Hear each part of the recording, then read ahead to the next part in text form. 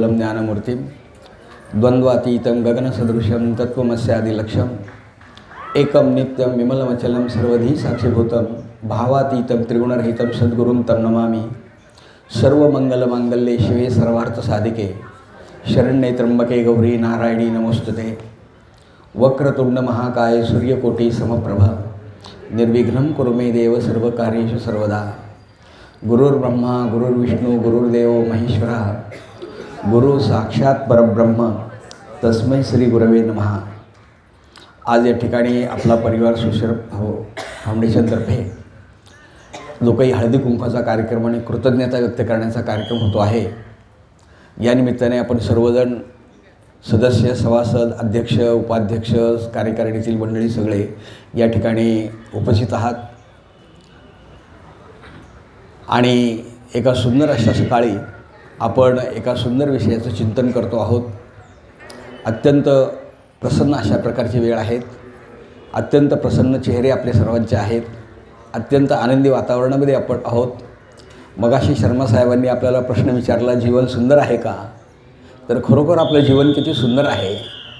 मी नेहमी सांगत असतो, दुर्लभे भारते जन्मः महाराष्ट्रे अतिदुर्लभः। भारतामध्ये जन्माला येणं ही अत्यंत भाग्याची गोष्ट आहे। महाराष्ट्रामध्ये जन्माला येणं ही त्याच्यापेक्षा भाग्याची गोष्ट आहे। पुणे जिल्ह्यामध्ये जन्माला येणं ही त्याच्यापेक्षा भाग्याची गोष्ट आहे। देहू आळंदी परिसरामध्ये चिंचवड परिसरामध्ये जन्माला येणं ही त्याच्यापेक्षा भाग्याची गोष्ट आहे। आणि आपलं ह्या पिंपरी चिंचवडमध्ये वास्तव्य असणं ही भाग्याची गोष्ट आहे। आपण सगळेजण भाग्यवान आहोत। आपली भूमी संतांची भूमी आहे, शूरांची भूमी आहे, वीरांची भूमी आहे। संतश्रेष्ठ जगद्गुरू प्रातस्मरणीय तुकाराम महाराजांची जन्मभूमी आणि कर्मभूमी देहू, तिथपासून काही अंतरावर आपण राहतो आहोत। संतश्रेष्ठ ज्ञानेश्वर माऊलींची कर्मभूमी आळंदी, तिथपासून काही अंतरावर आपण राहत आहोत। शिवरायांच्या पदस्पर्शानं पवित्र झालेली अशा प्रकारची ही आपली भूमी, श्रीमंत महासाधू बोराया गोसावींच्या पवित्र स्पर्शानं पदस्पर्शानं पवित्र झालेली आपली ही भूमी आणि त्यात आपलं हे वास्तव्य आहे आणि म्हणून आपण खरोखर भाग्यवान आहोत।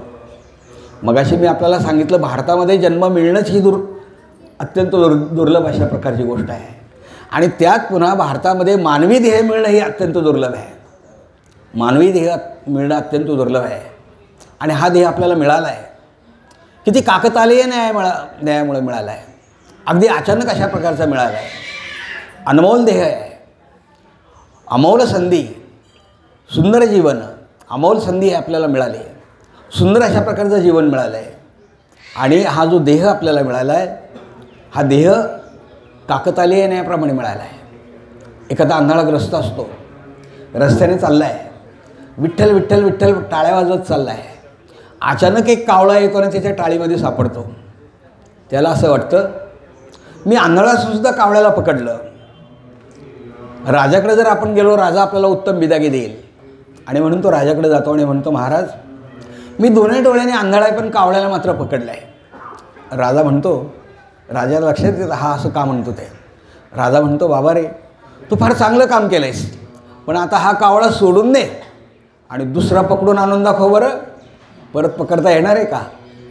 एकदा आणि एकदाच, मानवी देह परत परत नाही, मानवी देह परत परत नाही, एकदा आणि एकदाच मिळाले देह आहे आणि या देहाचं सार्थक करणं, तो आनंदी ठेवणं, मुळातच तो आनंदी आहे, पण आनंदी जीवन जगणं हे पूर्णपणे आपल्या हातामध्ये आहे।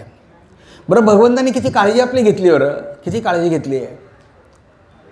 2-2 अवयव आपल्याला दिलेत, अनमोल अशा प्रकारचा कोट्यावधी रुपये किमतीचा देह दिला आहे। मी एक नेहमी उदाहरण सांगत असतो, 25-30 वर्षापूर्वीची गोष्ट आहे। मी एका दातांच्या डॉक्टरांच्याकडे गेलो होतो। माझ्या शेजारी एक आजी बसल्या होत्या। त्या आजी म्हणाल्या, डॉक्टर साहेब मला एक नवीन दात तयार करायचा आहे, किती खर्च येईल? डॉक्टरांनी सांगितलं, आजी एका दाताला 3000 रुपये खर्च येईल। त्यावेळेची गोष्ट आहे, आता खूप महागडी ट्रीटमेंट आहे। त्यांनी सांगितलं एका दाताला 3000 रुपये खर्च येईल। मी आजींच्या शेजारीच बसलो होतो। आम्ही आपल्या शाळेत व्यवसायाने शिक्षक मुलांना शिकवत असतो, प्रत्येक माणसाला 32 दात असतात। मी लगेच गुणाकार करून तयार, 32 गुणिले 3 96,000चे दात भगवंताने आपल्याला फुकट दिलेत, फुकट फुकट। नुसत्या दातांची किंमत 1 लाख रुपये आहे, डोळ्यांची किंमत किती असेल, हातांची किंमत किती असेल, पायांची किंमत किती असेल? कोट्यावधी रुपयांचं शरीर भगवंताने आपल्याला दिलं आहे आणि ते आपल्याला सहज मिळालं आहे, सहज मिळालं आहे. आणि देवाने काळजी तरी किती घेतली आहे. प्रत्येक अवयव 2-2 दिलेत, प्रत्येक अवयव 2-2 दिलेत. 2 हात दिलेत. एका हाताने काम करता आलं नाही, दुसऱ्या हाताने आपल्याला काम करता यावं. 2 पाय दिलेत. एका पायाने चालता आलं नाही, दुसऱ्या पायाने आपल्याला चालता यावं. 2 डोळे दिलेत. एका डोळ्याने पाहता आलं नाही, दुसऱ्या डोळ्याने आपल्याला पाहता यावं. सगळे अवयव 2-2 दिलेत. आतले अवयवसुद्धा 2-2 दिलेत बरं का. मेंदू 2 आहेत, लहान मेंदू आणि मोठा मेंदू. फुफ्फुसं 2 आहेत. हृदयाचे 2 भाग आहेत. आतडी 2 आहेत, लहान आतडे, मोठे आतडे. इतकंच नाही, शरीरातला सर्वात महत्त्वाचा अवयव म्हणजे किडनी. या अप्पा आले, सर्वांनी स्वागत करूया. इतक्याच आनंदी वातावरणामध्ये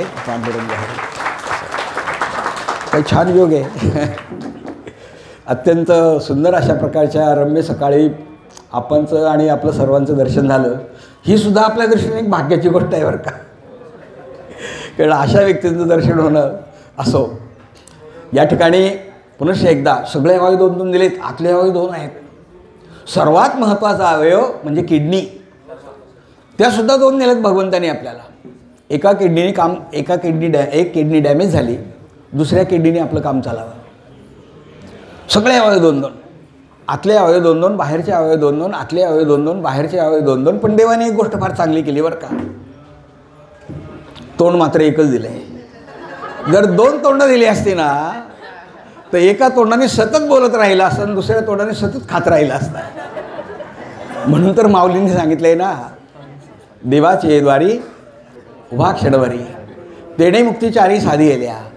हरिमुखे म्हणा पुण्याची गणना कोण करे.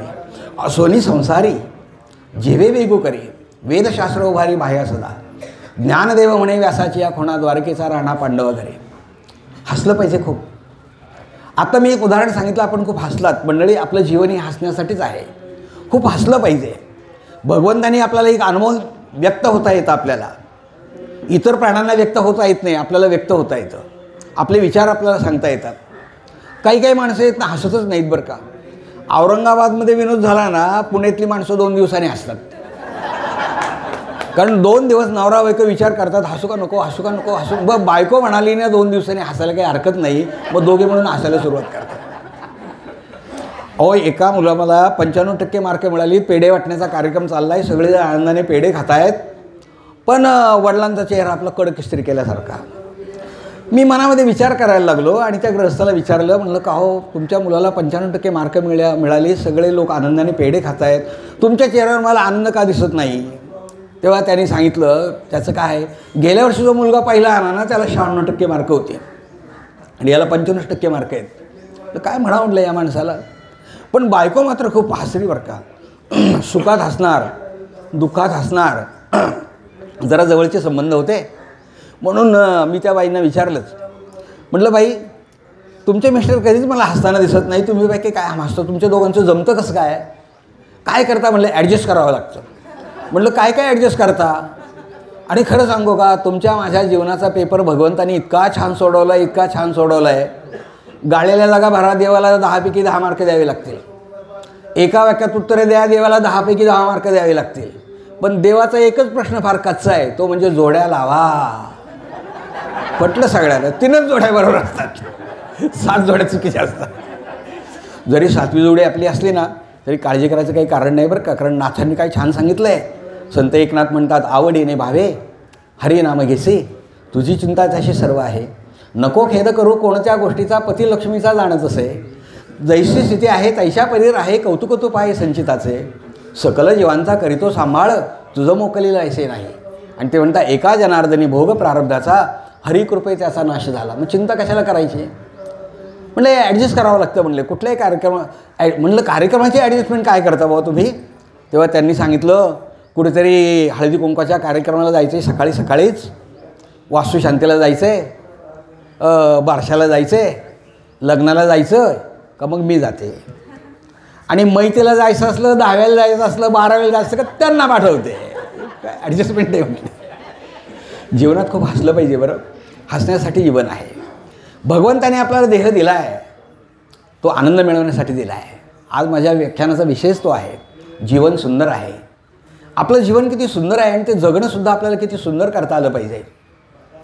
जगणंसुद्धा आपल्याला सुंदर करता आलं पाहिजे. खूप हसलं पाहिजे. मानवी जीवन हे आपल्याला पुन्हा पुन्हा मिळणारं नाही. एकदा आणि एकदाच मिळालेलं जीवन आहे. अनमोल अशा प्रकारचं जीवन आहे. मग या जीवनामध्ये आज माणसं मग दुःखी का आपल्याला दिसतात? आज सगळ्या गोष्टी आमच्याजवळ आहेत. संतांच्याजवळ मोटार नाही, बंगला नाही, गाडी नाही, तरीसुद्धा संत म्हणतात अवघाची संसार सुखाचा करीनं आनंदे भरीनं तिन्ही लोक जाईन गे माये त्या पंढरपुरा भेटेन माहेर आपुलिया सर्व सुकृताचे फळ मी लाईन क्षेममी देईन पांडुरंगा. किंवा आनंदाचे डोही आनंद तरंग आनंदाचे अंग आनंदाची. पण आमच्याजवळ मोटार आहे, बंगला आहे, गाडी आहे, पण आम्ही सुखी आहोत का? मग याचं कारण काय? आमच्या दुःखाचं कारण काय? सुख न मिळण्याचं कारण काय? तर आम्हाला संतांचं जीवन पाहिलं पाहिजे. संत असे आहेत की असोनी नसावे, प्रपंचात असतात पण प्रपंचात गुरफटत नाहीत, गुरफटून राहत नाहीत. आपणही प्रपंच करावा पण प्रपंचामध्ये गुरफटून राहता कामा नये. कमलपत्रवत, कमळाचं पान पाण्यामध्ये असतं पण पाण्याचा स्पर्श नसतो. कमळ चिखलात असतं पण चिखलाचा स्पर्श नसतो. आपण प्रपंचात असावं पण प्रपंचात गुरफटून जाऊ नये. आपल्यासाठी प्रपंच आहे, प्रपंचासाठी आपण नाही. पक्षी अंगणी उतरती ते का गुंतवणी राहती, नाथ महाराज म्हणतात. पक्षी अंगणी उतरती ते का गुंतवणी राहती, तैसे असावे संसारे. वस्तीकर वस्तीचा आला, प्रातःकाली उठून गेला. वस्तीकर पांथस्थ असतो, सकाळी येतो आणि रात्री येतो, मुक्काम करतो, सकाळी उठून जातो. तसं माणसाचं जीवन असावं. पण आम्ही प्रपंचामध्ये एवढे गुरफटून गेलेलो असतो, एवढे गुरफटून गेलेलो असतो आणि प्रपंच काही सुखाचा आहे का? प्रपंचात सुख कधीच मिळत नाही. मग प्रपंचामध्ये आम्ही इतके गुरफटून गेलेलो असतो. संतांचा प्रपंच आणि आमचा प्रपंच, त्यांचा प्रपंच आनंदाचा आणि आमचा दुःखाचा का? याचं एकच कारण आहे, आत्ताच सांगितलं की त्यांचा प्रपंच हा त्या चिकूच्या बीसारखा असतो. चिकूच्या बीसारखा. मी अगदी विनोदाने उदाहरण सांगत असतो. चिकूच्या बीसारखा असतो. चिकू फोडा, बी बाहेर येते, किती निर्मळ, घरात राहून घराचा स्पर्श नाही, असं संतांचा प्रपंच असतो. आणि आमचा प्रपंच त्या आंब्याच्या कोळीसारखा असतो. पिळतोय पिळतोय पिळतोय पिळतोय, रस कधी संपतच नाही. आमच्या महिला पुन्हा तांब्याभर पाणीच्या कोळीवर टाकतील पण रस कोळीमधूनच काढतील. प्रपंच सुखाचा होईल कसा? प्रपंच सुखाचा व्हायचा असेल तर आम्हाला आनंदाने जीवन जगता आलं पाहिजे. आज आप्पा समोर बसलेत, किती आनंदी जीवन आहे. मला जे जगायचं आहे ते इतरांसाठी जगायचं आहे. अहो 7 वेळा संसदरत्न पुरस्कार. शासनाला वाटलं आता आणखीन कुठला पुरस्कार कुठला द्यायचा, म्हणून त्यांनी विशेष संसदरत्न पुरस्कार आणखीन दिला की तो पहिल्यांदाच भारतामध्ये त्यांना मिळाला. म्हणजे जेव्हा दुसऱ्यासाठी माणूस जगतो ना, त्यावेळेस जे आनंद आहे तो आनंद फार मोठा आहे. मंडळी लक्षात ठेवा. मी लहानपणी एक कविता पाहिली होती. आप्पा आपल्याला बोलायचं आहे का? पण तुम्ही बोला, शुभेच्छा द्या ना. मला माहिती सांगितलं होतं म्हणूनच मी विचारलं आत्ता. 2 मिनटं शुभेच्छा द्या. बरं बरं बरं.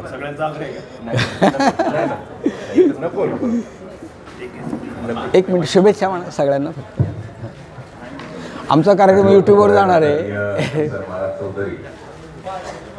तर यांचे प्रबोधन आपल्याला होत असताना मी मध्ये बोलणं चुकीचं ठरणार आहे. या सरसिंगांना सांगितलं की महाराजांचे माझे गेले अनेक वर्षाचे जुने संबंध आहेत आणि विशेष म्हणजे राष्ट्रपती पुरस्कारानं सन्मानित महाराजांना केलेलं आहे आणि त्यांच्या वाणीतून आपल्याला प्रबोधन होतंय. आणि खरं तर मला दुसऱ्या एका दृष्टीला जायचं असल्यामुळं मला थांबता येत नाही, जीवला जायचं आहे महाराज. आणि म्हणून तुमचं प्रबोधन आपण चालू ठेवावं. धन्यवाद. एकच मिनिट.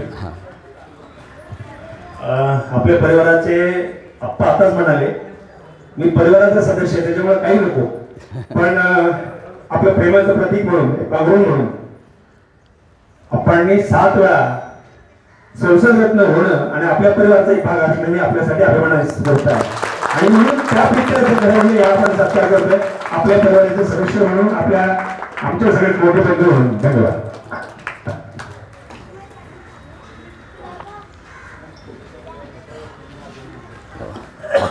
आप्पांच्या कामाला आणखी शुभेच्छा. वा वा. आदरणीय खासदार साहेब यांचा सन्मान आपला परिवार सोशल फाउंडेशनचे अध्यक्ष व सेक्रेटरी यांच्या हस्ते संपन्न होत आहे। सर, आपण खूप अतिशय मौल्यवान वेळ आपण दिला, त्याबद्दल आपला परिवार सोशल फाउंडेशन आपले कायम ऋणी आहे। धन्यवाद।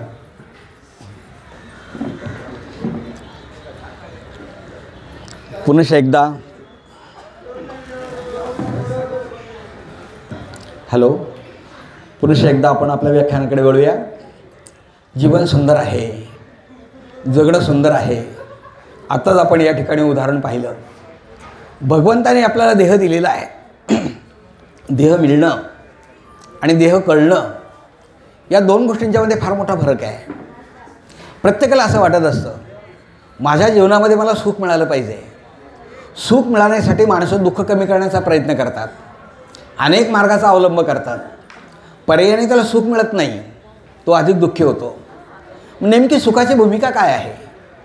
आम्हाला जर सुख पाहिजे असेल, आम्हाला जर आनंद पाहिजे असेल, तर एकच गोष्ट महत्त्वाची आहे, जीवनाकडे पाहण्याचा दृष्टिकोन आमचा बदलला पाहिजे। आज सगळं भोगवादी जीवन झालं आहे। यावत जीवम सुखम जिबेत तृणम कृत्वा घृतम पिबेत। खाना पीना मजा करना यही हमारा काम, जिस नियम की चिट्ठी आवे बोलो वै Ram. Life is only to enjoy. जीवन म्हणजे फक्त मजा करणे, ईट ड्रिंक अँड बी मेरी। या पलीकडे माणसाला जीवनाचा अर्थच कळत नाही। आम्ही जेव्हा लहान असतो ना, त्यावेळेला आमचे आईवडील आम्हाला म्हणतात, गप्प बैस, तू लहान आहे, तुला काही कळत नाही। आम्ही मोठे झालो, प्रपंचामध्ये पदार्पण केलं, बायको तो पावला पावलाला म्हणते, प्रपंचाचं का तुम्हाला काही कळतच नाही। तो म्हणतो, अगं मी एवढा मोठा न्यायाधीश, मी जो न्याय दिला तो जगाने मान्य केला, आणि तू काय म्हणते प्रपंचाचं काही तुम्हाला काही कळत नाही। बायको म्हणते, जगाचा न्याय तुम्ही केला असेल, पण कोर्ट सुटल्यानंतर मंडई यायचं, टॅक्सी थांबवायची, 5-25 रुपयाची भाजी आणायची आणि मग घरी यायचं, प्रपंचातलं का तुम्हाला काही कळतच नाही। आम्ही जेव्हा म्हातारे होतो ना, त्यावेळेला आमची नातवंड पतवंडसुद्धा आम्हाला म्हणतात, आजोबा तिकडे कोपऱ्यात बसा, तुम्हाला काही कळत नाही। लहानपणी आईवडिलांनी म्हणावं, मध्यम वयामध्ये बायकोने म्हणावं, म्हाताऱ्यानंतर नातवंडाने म्हणावं, तुम्हाला काही कळत नाही। खरोखर का जीवनाचा अर्थ आपल्याला कळत नाही। भगवंताने आपल्याला जे जीवन दिलेलं आहे, या जीवनाचा अर्थ कळायला पाहिजे। आज भोगवाद बोकाळला आहे, चंगळवाद बोकाळला आहे, सगळीकडे माणसं आपली दुःखी दिसत आहेत, सगळ्या गोष्टी आमच्याजवळ आहेत, पण आज माणसं दुःखी असण्याचं एकच कारण आहे की सारखी धावतायत, माणसं धावतायत। आशानां मनुष्यानां काशिदा शृंखलः यया बद्धः प्रधावन्ति मुक्तः तिष्ठन्ति पंगवत। आशा नावाच्या साखळीमध्ये माणसं धावतात। पर्यायाने सुख नाही, समाधान नाही, शांती नाही। मग हे समाधान आपल्याला मिळण्यासाठी काय केलं पाहिजे? आता आपलं पाहिलं, आपल्या सोशल फाउंडेशनचे अध्यक्ष SR शिंदे साहेब असतील, शर्मा असतील, बाकीचे सगळे आपण सदस्य आहात। एक जीवनाकडे पाहण्याची दृष्टी आपण बदलली आहे। मग कुठेतरी आम्हाला पर्यावरणाचं काम केलं पाहिजे। कुठेतरी आम्ही काय ऑक्सिजन फॅक्टरी सुरू केली, अनेक प्रकारच्या अनेक ठिकाणी जाऊन आपण वृक्षारोपण केलं आणि किती आनंदाने जीवन जगता आहात। ए हृदयीचे ते हृदयी ज्या वेळेला आपण घालतो ना, त्यावेळेला मिळणारा जो आनंद असतो तो फार मोठा आनंद असतो। एकट्याने स्वतः आनंदी राहून उपयोग नाही, आपल्याला आनंद वाटता आलं पाहिजे। आनंदी ही एकच गोष्ट अशी आहे की ती आपण इतरांना दिली की ती अधिक द्विगुणित होते। पण हे माणसांना काही कळतच नाही अलीकडे। आज घरं मोठी झालीत, पण कुटुंब मात्र छोटी झालीत। रस्ते रुंद झालेत, पण दृष्टी मात्र अरुंद झाली आहे।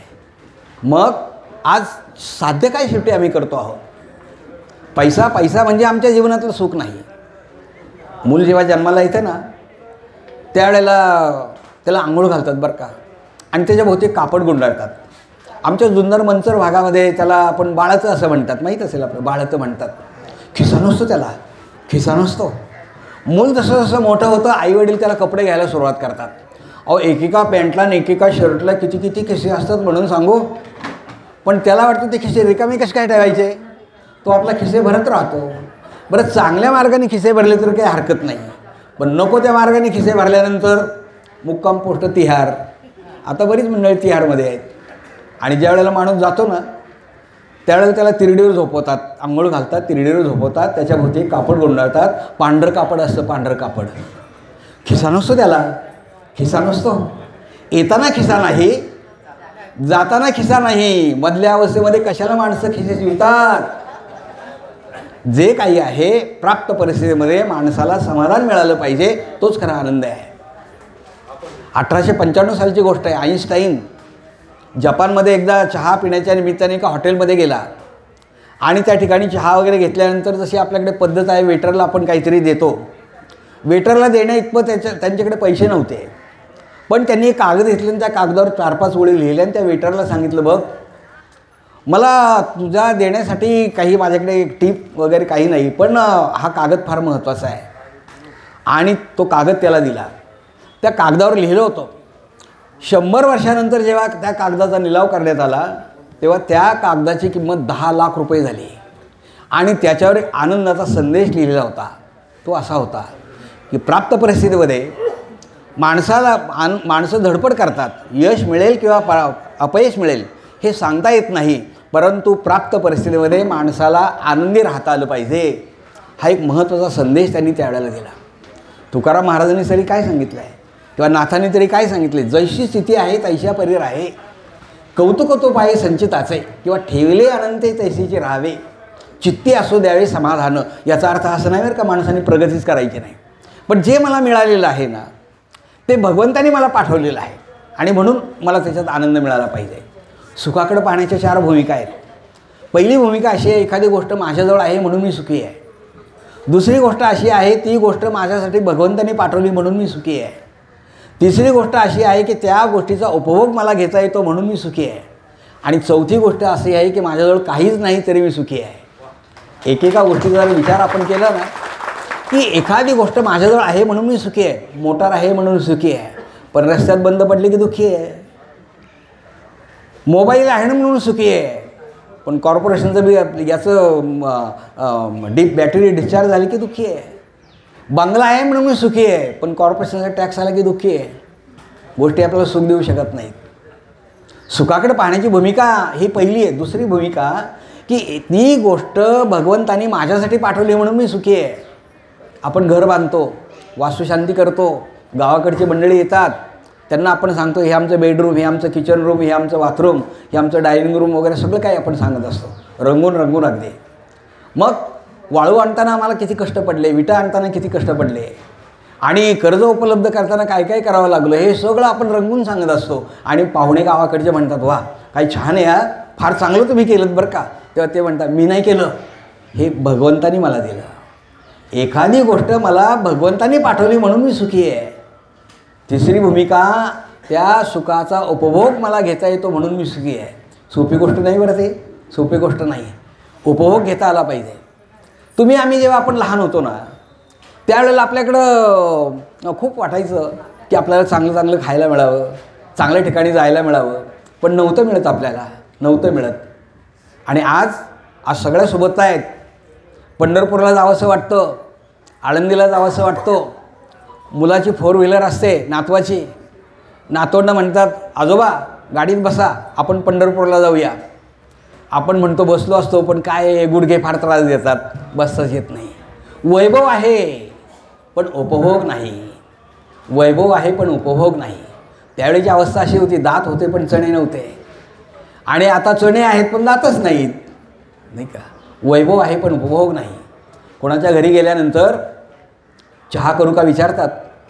आपण म्हणतो चहा करा पण बिन साखरेचा करा. साखर सम्राट आहे पण चहा नको, बिन साखरेचा घेतो. वैभव आहे पण उपभोग नाही. आनंदी जीवनामध्ये आपल्याला वैभवही करता आलं पाहिजे आणि उपभोगही घेता आला पाहिजे, आणि त्यासाठी आपलं आरोग्य आपण चांगलं ठेवलं पाहिजे.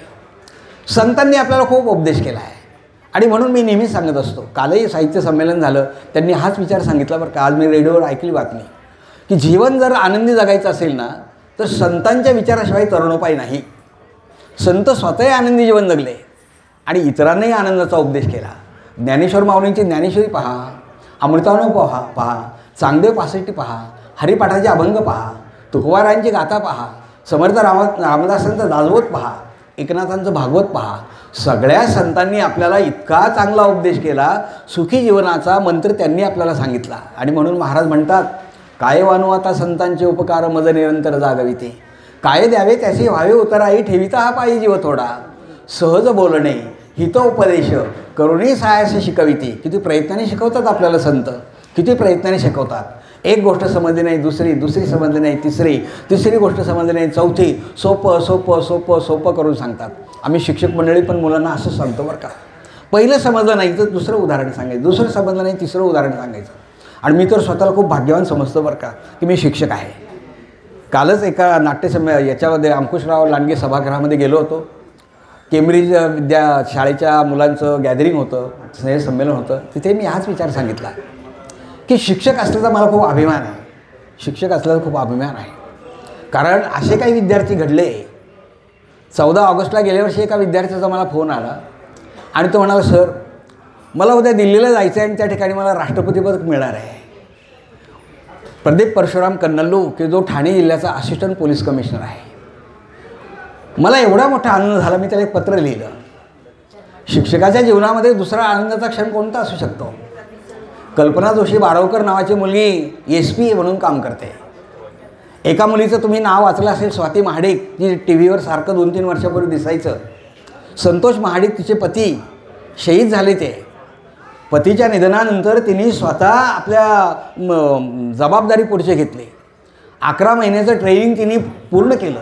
वयाची अट शिथिल करून घेतली मनोहर पर्रिकरांकडनं आणि वयाची अट शिथिल करून घेतली. 11 महिन्याचं ट्रेनिंग पूर्ण केलं आणि ती लेफ्टनंट कर्नल झाली. स्वाती महाडिक की जिच्या कर्तृत्वाचा धडा इयत्ता 10वीच्या पुस्तकांमध्ये आहे आणि ती सुद्धा माझी विद्यार्थिनी आहे. असे काही विद्यार्थी जीवनामध्ये घडवता आले ना. प्रत्येक विद्यार्थ्याच्या जीवनमंदिराचा कळस होण्याचं भाग्य जरी आम्हा शिक्षकांचं नसलं तरी त्यांच्या जीवनमंदिराच्या भिंतीची भरभक्कम वीट होण्याचा अधिकार मात्र नक्कीच आहे. आणि अशा विटा आम्हाला लाभल्या.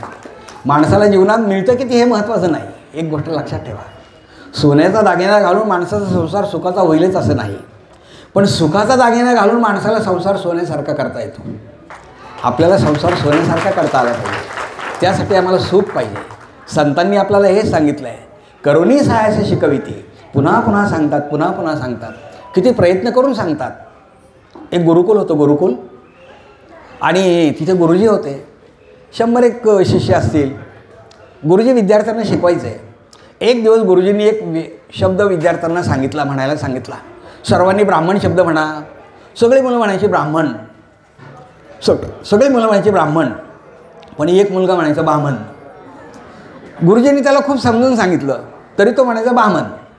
गुरुजी म्हणायचे काय करावं आता याला, किती समजून सांगावं.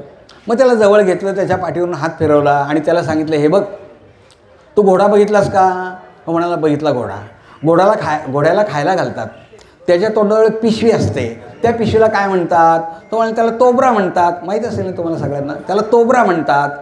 मग तुला तोबरा म्हणता येईल का. म्हणाला येईल म्हणता. मग म्हण बरं, तोबरा म्हण, तोबरा म्हण, तोबरा म्हण, तोबरा म्हण, तोबरा म्हण. करुणी सायासे शिकविती. तसं संतांचे विचार आपल्या जीवनामध्ये असे आहेत. आणि म्हणून बाकीचं काही वाचण्यापेक्षा संतांची चरित्र वाचा, संतांची चरित्र वाचा. अहो श्री संतांची चरित्र जर आपण पाहिली ना तर आज सोयराबाईंची चरित्र अत्यंत प्रतिकूल अवस्थेमध्ये, शिक्षण नाही काही नाही, तरीसुद्धा त्यांनी लिहिलेले अभंग जर आपण पाहिले तर त्या अभंगाचा अर्थसुद्धा आपल्याला लागत नाही. अवघा रंग एक झाला, रंगी रंगला श्रीरंग. तुम्ही तो अभंग सगळ्यांनी किशोरी आमोणकर यांच्या आवाजामध्ये तो अभंग ऐकला असेल की त्या जेव्हा हे लिहितात त्यावेळेला त्यांनी किती काबाड कष्ट करून या क्षेत्रामध्ये आपलं नावलौकिक मिळवलेलं आहे. संत जनाबाईंच्या बाबतीमध्ये जर आपण विचार केला ना तर नामदेव महाराजांच्या कुटुंबामध्ये संत जनाबाईंचा 15वा नंबर होता. एकतर स्त्री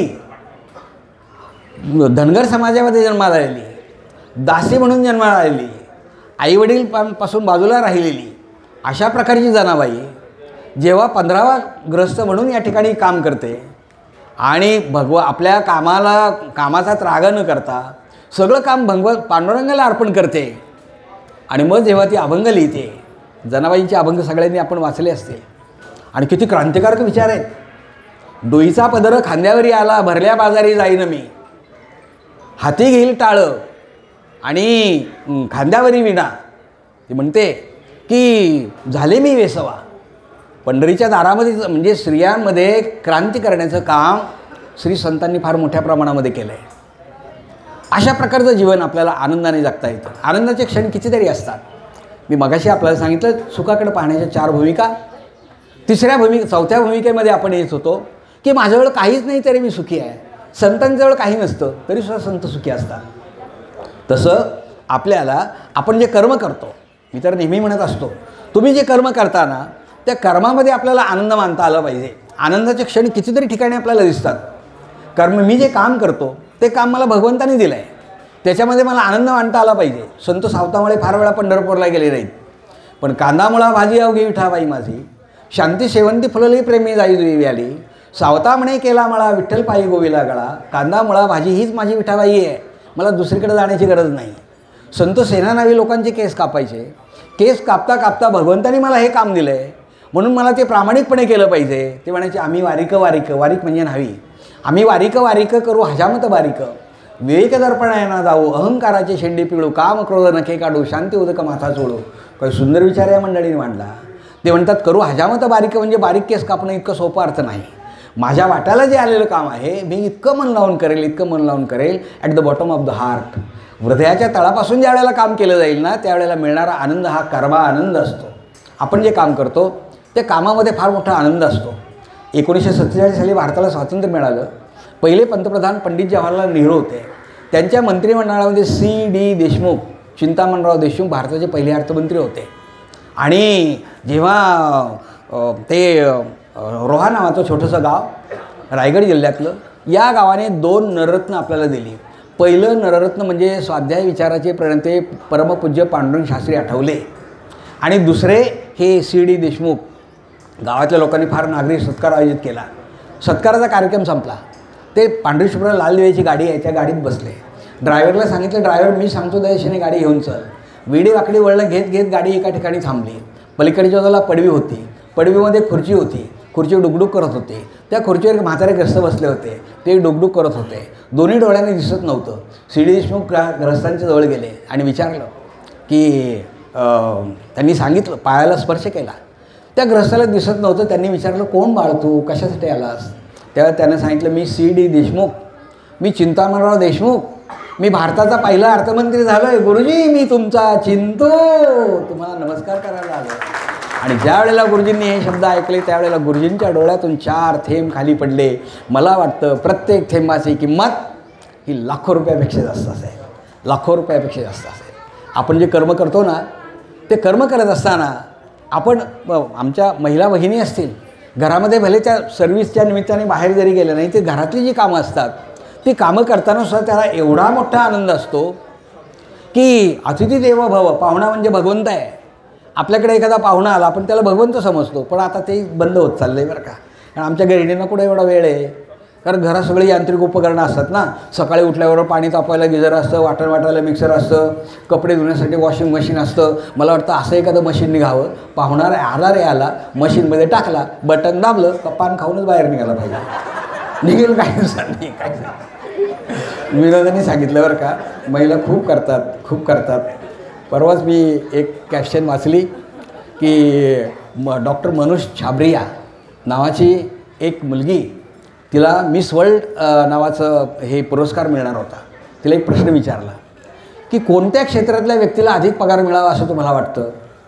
तिने एका क्षणाचा विचार न करताना पटकन सांगितलं की सगळ्यात जास्त पगार आईला मिळाला पाहिजे.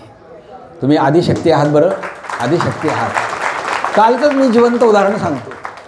त्या प्राचार्यांचं भाषण चाललं होतं आणि त्या प्राचार्यांनी सहज सगळी लहान लहान मुलं होती आणि मुलं 1ली ते 4थीपर्यंतच होती बरं का. आणि सहज त्यांनी प्रश्न विचारला की तुम्हाला सगळ्यात जास्त कोण आवडतं, तुमच्यासाठी कोण आयडॉल आहे? त्या 2-3 म्हणजे मुलांनी पटकन उत्तर दिलं मम्मी. काहींनी आई सांगितलं, काहींनी मम्मी सांगितलं. म्हणजे आई किंवा स्त्री ही देवाऱ्यातील देवता हे लक्षात ठेवा. त्या पुढे लिहिलं होतं. तिने जेव्हा आईला अधिक पगार मिळावा हे सांगितलं त्यावेळेला तिला नंबरही मिळाला, मिस वर्ल्ड ती झाली. पण जगातले विद्वान लोक विचार करायला लागले काहींनी असं उत्तर का दिलं. आणि मग वेगवेगळ्या क्षेत्रामध्ये सर्वे सुरू झाला. आणि मग आई जी कामं करते त्या कामासाठी जर आपण माणसं ठेवली तर त्यांना किती पगार द्यावा लागेल असा एक सर्वे पुढे आला. आणि मग त्या सर्वेमध्ये असं दिसलं की जर आईची ही कामं दुसऱ्या व्यक्तीला दिली तर तिला वर्षाला जवळजवळ $10,50,000 वर्षाला एवढे द्यावे लागतील. आणि मग ते महिन्याचा हिशोब काढला त्यांनी. अलीकडे रुपयाच्या भाषेत जर सांगायचं असेल तर महिन्याला तिला $7,50,000 तिला द्यावे लागतील. म्हणजे हिचं महिन्याचं पॅकेज एवढं आहे. पण कधी दुःख नाही, कधी त्रागा नाही, हे कधी त्रागा नाही का. आणि म्हणून जीवनामध्ये आई ही खूप महत्त्वाची आहे. स्त्री खूप मोठी आहे. स्त्रीला देव्हाऱ्यातील देवता समजलेलं आहे. आणि म्हणून आज आपण यांचाही गौरव करणं हे खूप महत्त्वाचं आहे. मी नेहमी सांगत असतो, ज्याच्या जीवनामध्ये पत्नी ही पतीला साथ देणारी असते ना, सोन्याला सुगंध प्राप्त झालेला असतो. नाथांच्या जीवनात हेच होतं. नाथांना ज्या पत्नी मिळाल्या सोन्याला सुगंध होता.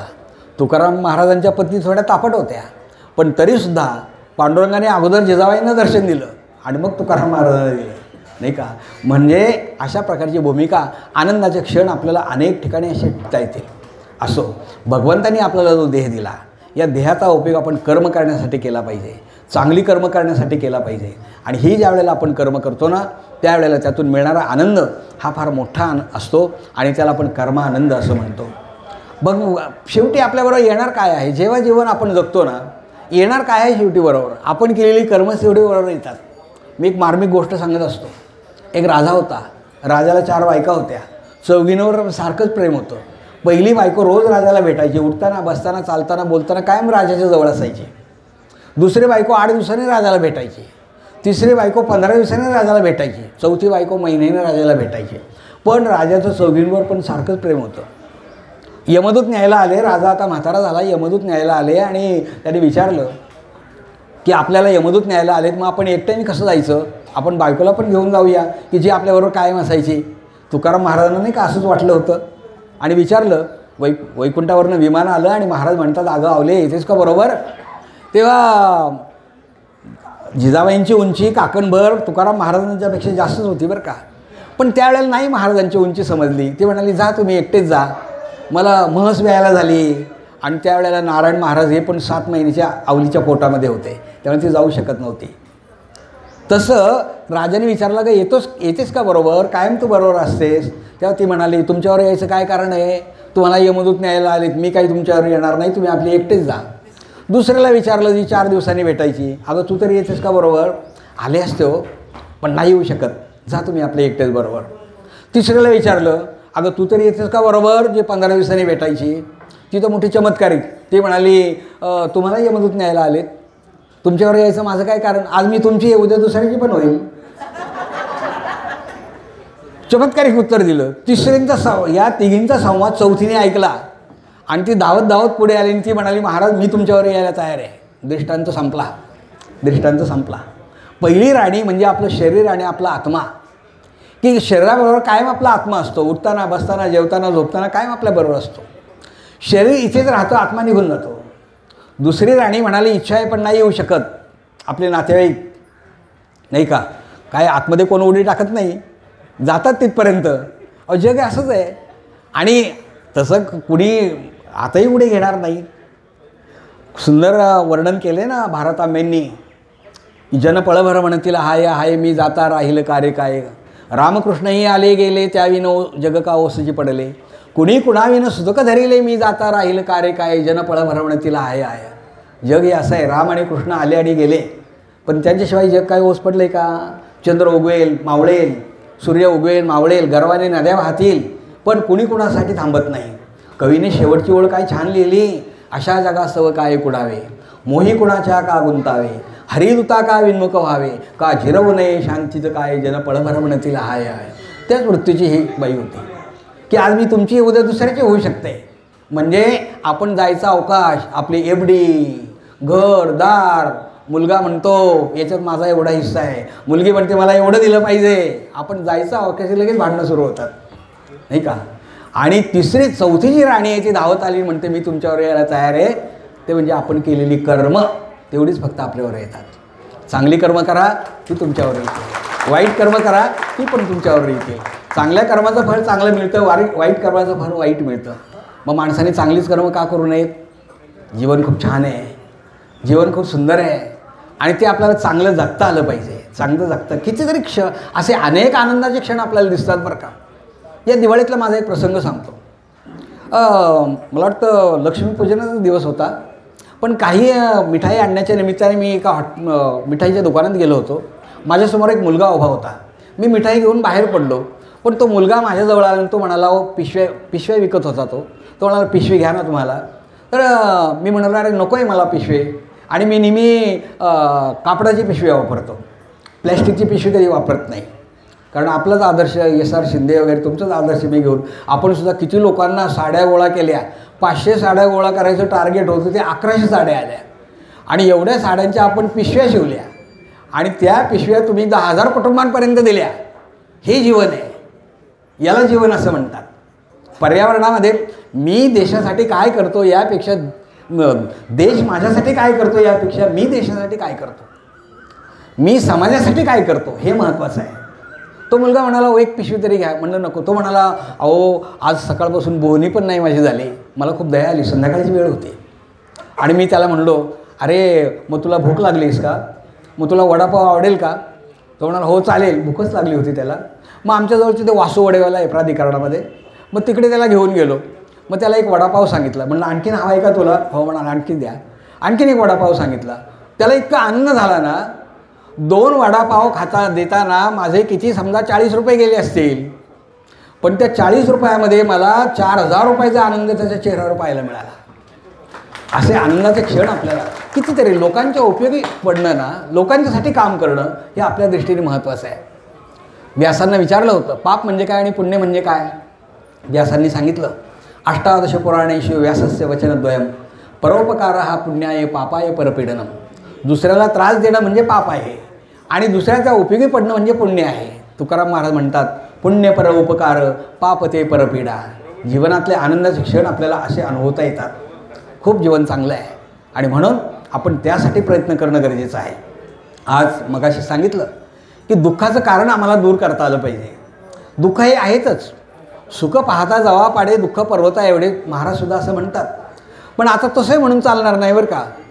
दुःख पाहता जवा पाडे सुख पर्वता एवढे. किती सुख आहे आपल्याजवळ, किती सुख आहे.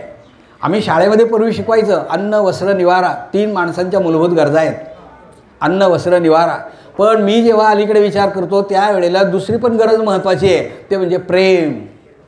आज माणसाजवळ प्रेमच मिळत नाही आपल्याला, प्रेमाचे शब्दच ऐकायला मिळत नाहीत. त्यावेळेला आम्हाला खरंच त्या गरजा होत्या. तुमच्या माझ्या लहानपणीचा विचार करा बरं. अहो कुठंतरी सणावाराला आपल्याला पुरणपोळी खायला मिळायची, कुठेतरी लग्न कार्यामध्ये आपल्याला ती लापशी पुऱ्या वगैरे खायला मिळायच्या. पण आता तसं आहे का. आता 1 तारीख नको की 10 तारीख नको, ठिकठिकाणी स्वीट होम असतात, पाहिजे त्या ठिकाणी जाऊन पाहिजे तो पदार्थ आम्हाला खायला मिळतो. अन्नाची मोजदाद नाही आम्हाला, अन्नाची कमतरता नाही. वस्त्र, त्यावेळेला आमच्या लहानपणी वस्त्र अगदी कमी, कुठेतरी 2च पॅन्ट आणि 2 शर्ट असायची. कुठेतरी दिवाळी किंवा लग्न कार्याच्या निमित्ताने एखादा शर्ट किंवा पायजामा वगैरे घेतला जायचा. साडीसुद्धा पूर्वी 2च साड्या असायच्या बरं का. मला आठवतं आमच्या आईजवळ 2च साड्या होत्या. पहिली जर साडी फाटली ना, तर ती फाटलेली साडी दुसऱ्या साडीला जोडायची. त्याला काय म्हणतात माहिती आहे तुम्हाला, दंड घालणे. माहिती आहे, दंड घालणे. आणि आणखीन दंड घातलेली साडी असायची. पुन्हा नवीन साडी जर घेतली ना, तर ती नवीन साडी अगोदर तुळशीच्या अंगावर घालायची, आणि नंतर शेजारणीला नेसायला द्यायची. काय म्हणायची त्याला, घडी मोडणे. बरोबर शब्द आठवतो, घडी मोडणे. किती मग तिच्या अंगावर साडी कशी दिसते, मग ती माझ्या अंगावर कशी दिसेल, हा आनंद त्या बाईंना असायचा.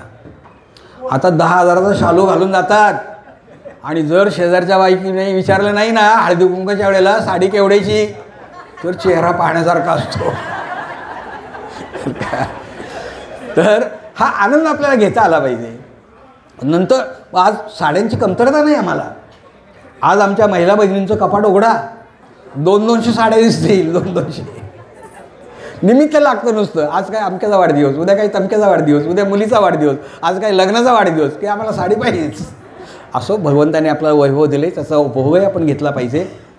अन्नाची कमतरता नाही, वस्त्राची कमतरता नाही. निवारा, पूर्वी आपलं छोटं घर असायचं, त्या घरामध्ये अगदी ऑल इन वन सगळं एकाच ठिकाणी असायचं.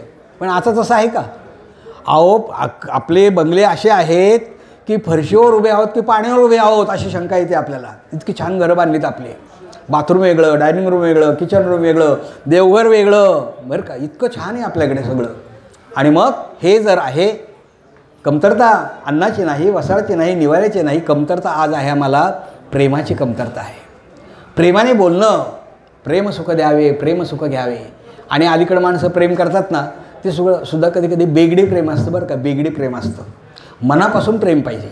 मनापासून ज्या वेळेला प्रेम करणारे माणसं मिळतात ना, त्यावेळेला जो आनंद, आपला जो परिवार आहे ना, हा परिवार एवढा परिवार जोडला गेला, हा मनापासून जोडला गेलेला परिवार आहे. आणि म्हणून मला खूप आनंद होतो आहे आज की मनापासून जोडला गेला आहे. आणि हा आनंद आपल्याला घेता आला पाहिजे. जीवनामध्ये आनंदाचे क्षण आपल्याला शोधता आले पाहिजेत. जीवन खूप सुंदर आहे. ते गणेश शिंदे प्राध्यापक, त्यांचं एक उदाहरण मी परवा ऐकलं, फार छान उदाहरण त्यांनी दिलं. एक मुलगा आपल्या वडिलांकडे गेला आणि वडिलांना म्हणाला, बाबा मला माझं जीवन सुंदर करायचं आहे, जगणंही सुंदर करायचं आहे, काय करावं लागेल? वडील म्हणाले, असं कर, तू कागद आणि पेन माझ्याकडे घेऊन ये. कागद पेन घेऊन मुलगा गेला आणि मग त्याने मुलाला सांगितलं, बघ तू ज्यांना ज्यांनी अद्यापपर्यंत मदत केली ना, त्या लोकांची यादी तयार करून दाखव. त्याने कागद घेतला आणि लहानपणी आपल्याला कोणी मदत केली, हायस्कूलमध्ये जाताना कोणी मदत केली, कॉलेजमध्ये जाताना कोणी मदत केली, नोकरी लागल्यानंतर कोणी कोणी मदत केली, अशा जवळजवळ 100 लोकांची नावं लिहिली ज्यांनी आपल्याला मदत केली. तो कागद वडिलांना दाखवला. वडील म्हणाले, फार चांगली गोष्ट आहे, तुला ज्यांनी मदत केली अशी 100 नावं तुला आठवत आहेत, फार चांगली गोष्ट आहे. आता एक काम कर, दुसरा कागद आण आणि त्या कागदावर तू कोणाकोणाला मदत केलीस त्याची यादी तयार करून दाखव. त्याने कागद घेतला आणि आपण कोणाकोणाला मदत केली त्याची नावं आठवायला सुरुवात केली. 5-7 नावंसुद्धा त्याला आठवली नाहीत. शेवटी वडिलांकडे तो गेला आणि वडिलांना सांगितलं की मला एवढीच नावं आठवत आहेत. वडील म्हणाले, ज्यांनी तुला मदत केली अशी 100 माणसं तुला आठवत आहेत आणि ज्यांना तू मदत केलीस अशी 10 नावंसुद्धा तुला आठवत नाहीत. हे बघ, जेव्हा तुझी दुसरी यादी पहिल्या यादीपेक्षा मोठी होईल ना, त्याच वेळेला तुझं जीवन आनंदी होईल आणि त्याच वेळेला तुझं जीवन सुंदर होईल. तुम्ही तर सगळी दुसरी यादी मोठी करता आहात. तुमची एवढी मोठी यादी होते आहे की अनेक प्रकारचे उपक्रम तुम्ही राबवत आहेत. मग जीवन आनंदी का असणार नाही? मुळातच जीवन आनंदी आहे. आपण घरी राहतानासुद्धा आपण भगवंताचं रूप आहोत. सच्चिदानंद म्हणून आपण राहिलं पाहिजे, आनंदाचा कंद म्हणून आपण राहिलं पाहिजे. जाता जाता फक्त 1-2च गोष्टी सांगेल, कारण पुढचे कार्यक्रम आपले बरेच आहेत. मला एका पुढच्या कार्यक्रमाला जायचं आहे. तर आनंदाचे क्षण आपण शोधा. आनंद आपल्याच जवळ आहे, सुख आपल्याच जवळ आहे, समाधान आपल्याच जवळ आहे, शांती आपल्याच जवळ आहे. कॉर्पोरेशनचा मोठा रस्ता होता. रस्त्याच्या कडेला 3 मजली बिल्डिंग आहे. मधल्या मजलीवर एक गृहस्थ होता. खाली वाकून पाहत होता. काय रात्रीची वेळ होती, 8 वाजले होते. दिव्याचा प्रकाश खाली पडलेला होता. त्या प्रकाशामध्ये एक म्हाताऱ्या आजी काहीतरी शोधत होत्या. बराच वेळ शोधत होत्या पण काही सापडत नव्हतं. मागून एक 8-10 बायका आल्या, त्या पण शोधायला लागल्या, त्यांना पण सापडत नव्हतं. 1 तास झाला. वरच्या गृहस्थाला वाटलं काय बरं शोधत असेल ह्या, म्हणून तो खाली आला.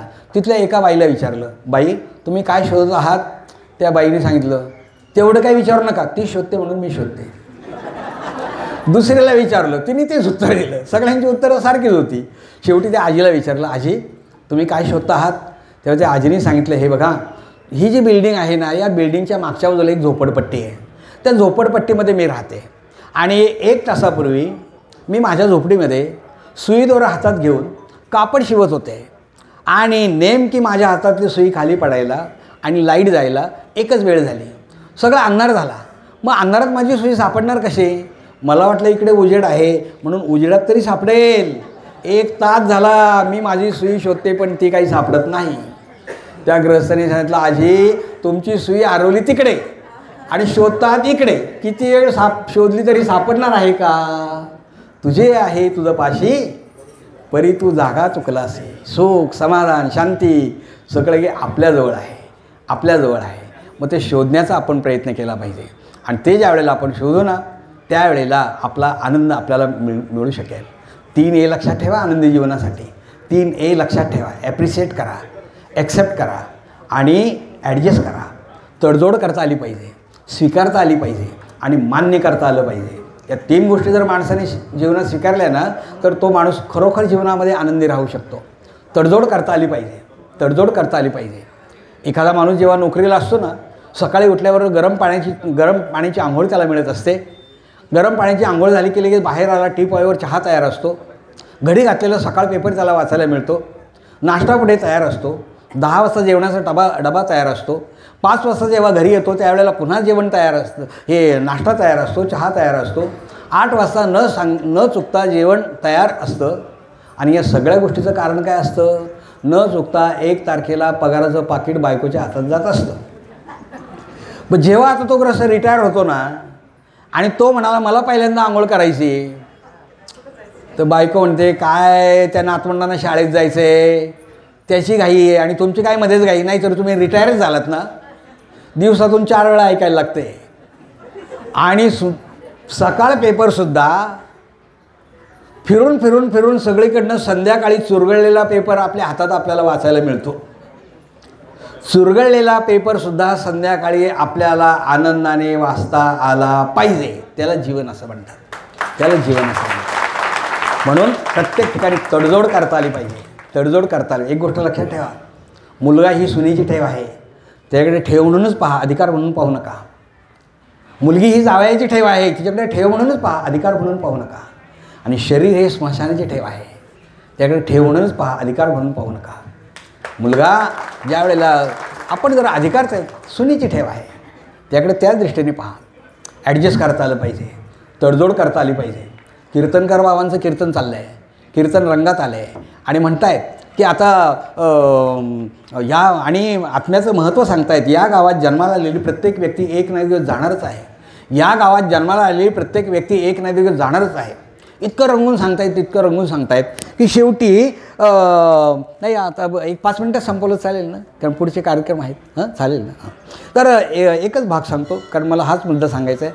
ॲप्रिशिएट करा, ॲडजस्ट करा आणि ॲक्सेप्ट करा. स्वीकारता आलं पाहिजे, आपल्याला स्वीकारता आलं पाहिजे. ते ग्रस्त सांगतायत, प्रत्येकाच्या डोळ्यात पाणी यायला लागलं आहे की मरणाची भीती प्रत्येकाला वाटते ना. आणि ते परत सांगतात, या गावातली प्रत्येक व्यक्ती एक दिवस जाणारच आहे, या गावातली प्रत्येक व्यक्ती एक दिवस जाणारच आहे. सगळ्या लोकांना डोळ्यात पाणी आले. एक आजी कोपऱ्यात बसल्या होत्या, त्या मात्र हसत होत्या. महाराजांनी विचारलं, आजी अहो मी इतकं सांगतोय, सगळ्यांच्या डोळ्यात पाणी येतं आहे आणि तुम्ही मला हसताना का दिसताय? अमित साहेब या ना, अमित साहेब या. तर तुम्ही मला हसताना दिसताय. तेव्हा त्यांनी सांगितलं, अहो आता तुम्ही सांगितलं एकदा नाही, दोनदा नाही, 4 वेळा सांगितलं. या गावात जन्माला आलेली प्रत्येक व्यक्ती एक ना एक दिवस जाणारच आहे. या गावात जन्माला आलेली प्रत्येक व्यक्ती एक ना एक जाणारच आहे. मी कुठं आहे या गावची? ॲडजस्ट करता आलं पाहिजे, तडजोड करता आली पाहिजे, मान्य करता आलं पाहिजे, तरच आपल्याला जीवन आपल्याला आनंदी करता येईल. आणि म्हणून मंडळी, जीवन खूप छान आहे, जीवन खूप सुंदर आहे आणि आपल्याला जगणंसुद्धा सुंदर करणं हे आपल्याच हातात आहे. आनंद आपल्याजवळ आहे, इतरत्र शोधण्याची गरज नाही. पण तरीसुद्धा आपण पर्यावरणाच्या माध्यमातून आपण अनेक गोष्टींच्या ते ऑक्सिजनची फॅक्टरी आपण सुरू केली. काय सुंदर कल्पना आहे. आणि हळदी कुंकवाच्या निमित्ताने जेव्हा आपण या ठिकाणी एकत्र येता, आपल्याला ज्यांनी कार्यामध्ये मदत केली त्यांचा आपला सन्मान करता, हा जो सन्मान आहे याच्यात देताना जो काही आनंद आहे हा सुद्धा आनंद खूप मोठा आहे. सर्वांचं जीवन आनंदमय व्हावं अशा प्रकारची या ठिकाणी प्रार्थना करतो. आणि माझे 4 शब्द बोलण्याची संधी मला प्राप्त करून दिली आदरणीय आमच्या गावालेच SR शिंदे, आत्ताच ओळख झाली त्यांची माझी. शर्मा सर आहेत समोर बसलेले, अमितजी आत्ताच या ठिकाणी उपस्थित झालेत. या सर्वांचं आणि आपल्या सर्व बंधू भगिनींचं मी मनपूर्वक स्वागत करतो. आणि वेदांनी केलेली प्रार्थना, सर्वे सुखिनः सन्तु सर्वे सन्तु निरामया सर्वे भद्राणि पश्यन्ति मा कश्चित् दुःखमाप्नुयात्, अशा प्रकारची प्रार्थना करतो आणि याच ठिकाणी थांबतो. धन्यवाद. रामकृष्ण हरी, रामकृष्ण हरी. पुरुष एकदा सर्वांना जय हो.